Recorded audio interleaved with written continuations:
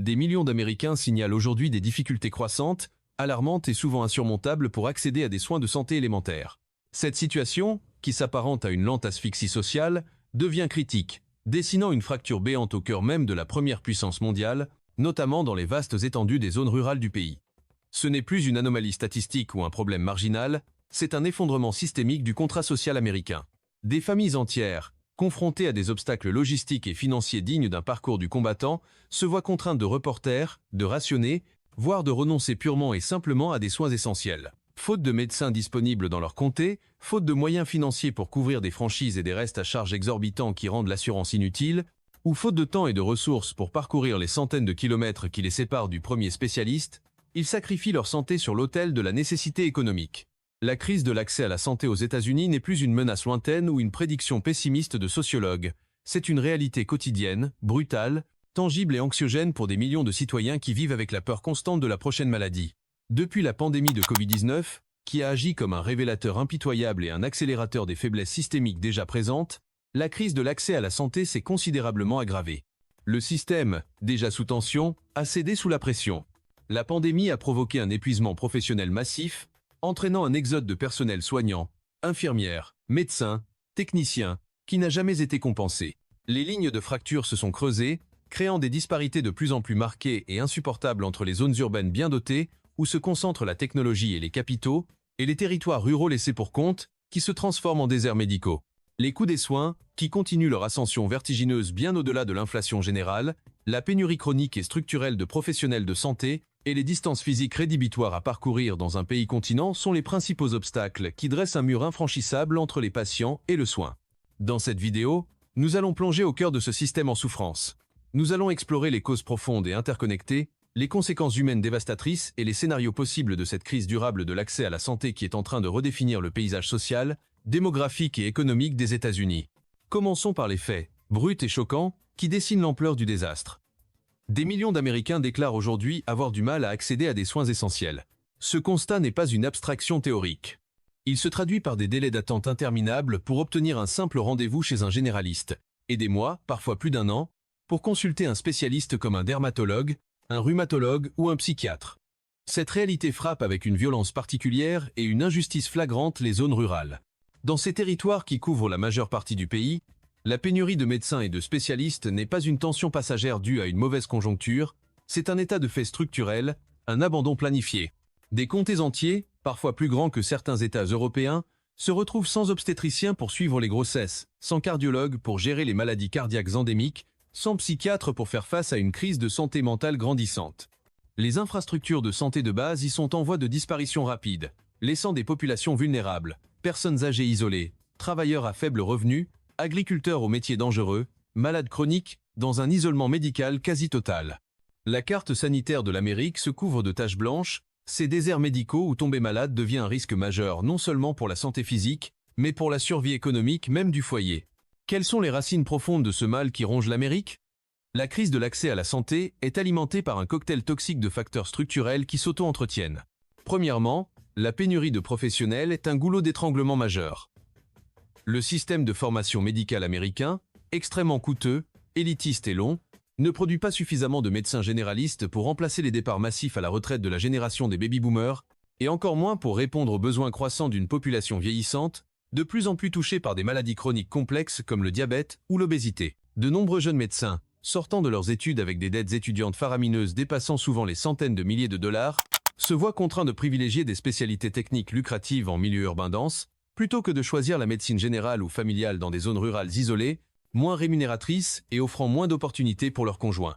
Cette dynamique de marché vide littéralement les campagnes de leurs soignants. De plus en plus, le système repose sur des infirmiers praticiens et des assistants médicaux pour combler les vides, mais eux aussi sont en sous-nombre face à la demande explosive. Deuxièmement, la tyrannie des distances.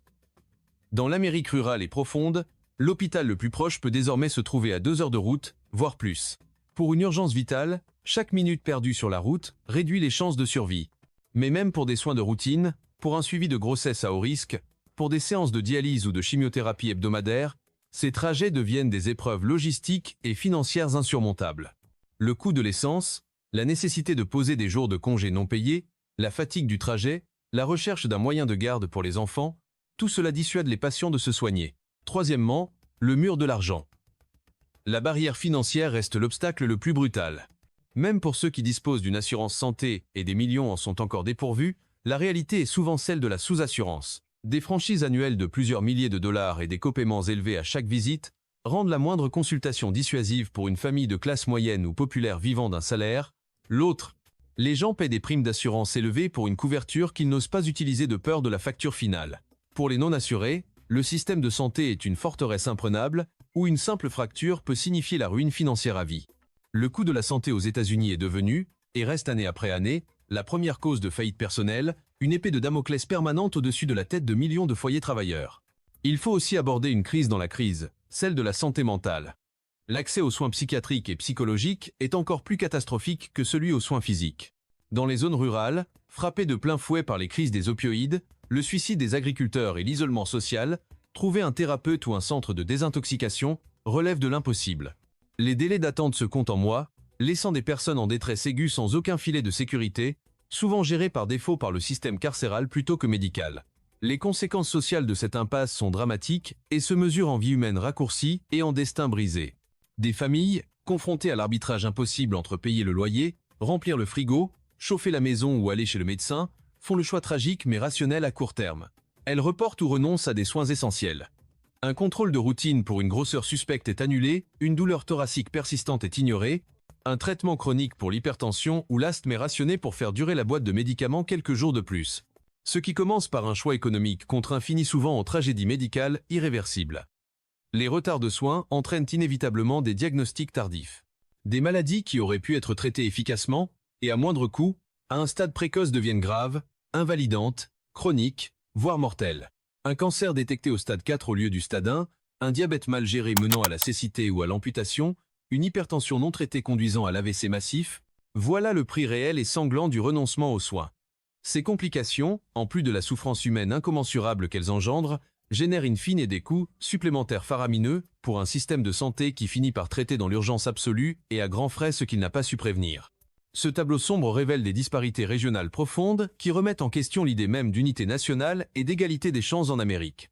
Les disparités d'accès à la santé sont particulièrement marquées, dessinant une frontière invisible mais infranchissable entre deux Amériques.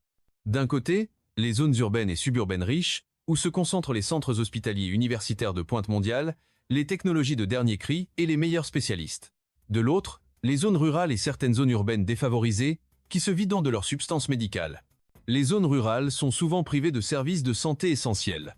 La fermeture en cascade des petits hôpitaux ruraux est un phénomène qui s'accélère, une hémorragie que rien ne semble pouvoir arrêter.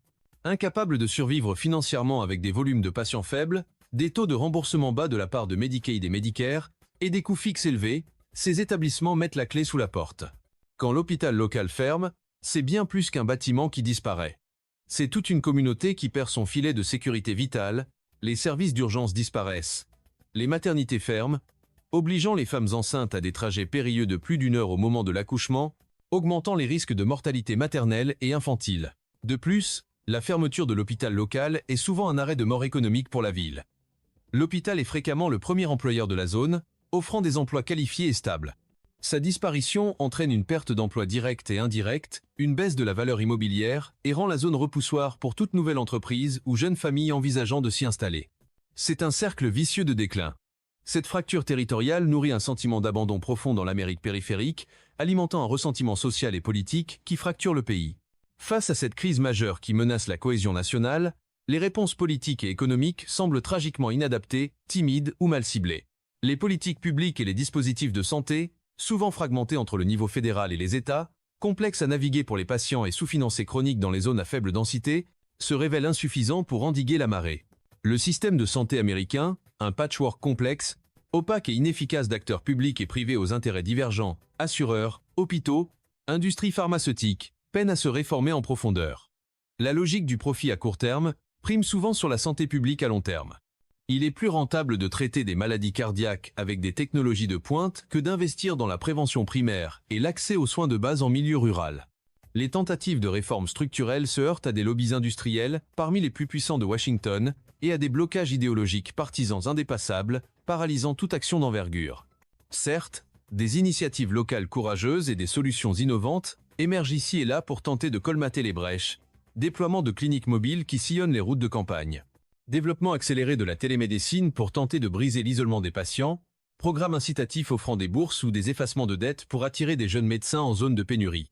Mais si ces efforts montrent des effets ponctuels et sont louables, il reste des gouttes d'eau dans l'océan des besoins immenses. Ils sont structurellement insuffisants pour inverser la tendance lourde de la dégradation de l'accès aux soins.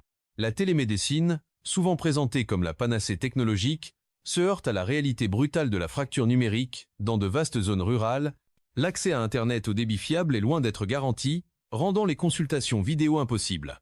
De plus, un écran ne remplacera jamais un examen physique, ne pourra pas réaliser une radio, poser un plâtre ou écouter un cœur avec un stéthoscope.